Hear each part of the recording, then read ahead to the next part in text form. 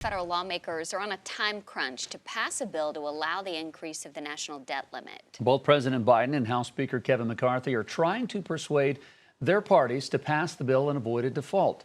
They're continuing to push that bill as bipartisan, and that both parties are seeing victories. Julian is here with a look at some of the items being protected. Julian? That's right. The president and Representative McCarthy say the 99-page bill will push back the nation's debt limit through 2025, while also finding compromises for both Democrats and Republicans. The bill itself highlighted some major issues that leaders were hoping to discuss. One of them is veterans' care, fully funding medical needs for vets. $30 billion in unspent COVID relief funds would be sent back to the Capitol.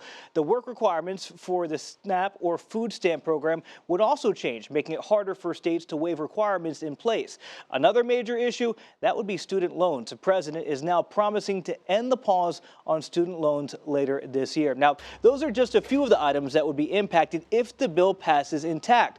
Business executives are now voicing their own opinions. While economists say a debt default is not likely, some business leaders say there's no need to even chance it. The Business Roundtable, the U.S. Chamber of Commerce, and the National Association of Manufacturers all have shown strong support of the bipartisan agreement, and that's because they feel a default would be disastrous for the economy.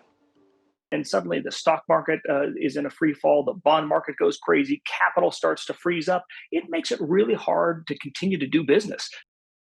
Now, this still has caused some infighting in the Republican Party. We want to bring in our own Savannah Rudisill, who's been covering this for us this morning. What's the point of the contention between the lawmakers right now? So a lot of them have a little bit different priorities, but for the most part, what we're hearing, especially from hardline Republicans, is that they're just infuriated with this. They say this is not the deal that they were promised, not the deal that they wanted. They say that this debt limit deal, it doesn't curb spending enough. They want it to go even farther. They also say that they're worried the limits that it does put on spending just aren't enough. They say that there are some massive loopholes. And that's partially why the differences also coming in personally. North Carolina Republican Representative Dan Bishop, he's the first to publicly call for Speaker McCarthy's removal because of these negotiations. Bishop says that this deal showed a lack of courage and honesty, but McCarthy is brushing off the criticism. How much confidence do you have in the Speaker right now? None. Zero. What basis is there for confidence? I'm not sure what in the bill people are concerned about. It is the largest savings of $2.1 trillion we've ever had. McCarthy may be under a little bit more pressure than previous speakers to keep members of his party happy. It's because one of the concessions that he made to Bishop and 19 other Republicans to get this position was a change in the rules around the security of his job.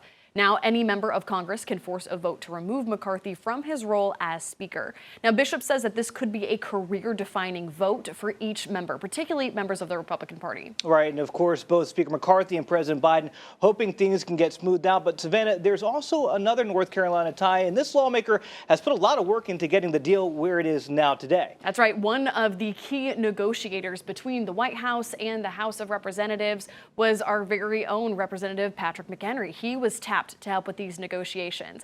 The lawmakers from Lincoln County, North Carolina, and he says that he and the White House and the whole negotiation team worked incredibly hard. Now, McHenry is the chairman of the Financial Services Committee and has been in office for nearly 20 years. But still, he says this is one of the most intense and one of the most challenging things that he's been a part of.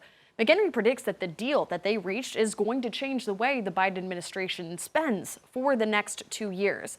And now political experts say McHenry might be one to watch. Now, his career so far, almost 2 decades, has been relatively quiet, but they say that him being a major player in one of the biggest financial deals that we've seen in decades, really, might put him at the top and might put him a little bit closer to a leadership position should one come up at the top of the Republican Party. Interesting stuff indeed. Of course, we'll be on top of the vote if it happens tonight and looking at that deadline coming up on June 5th. Jason, over to you.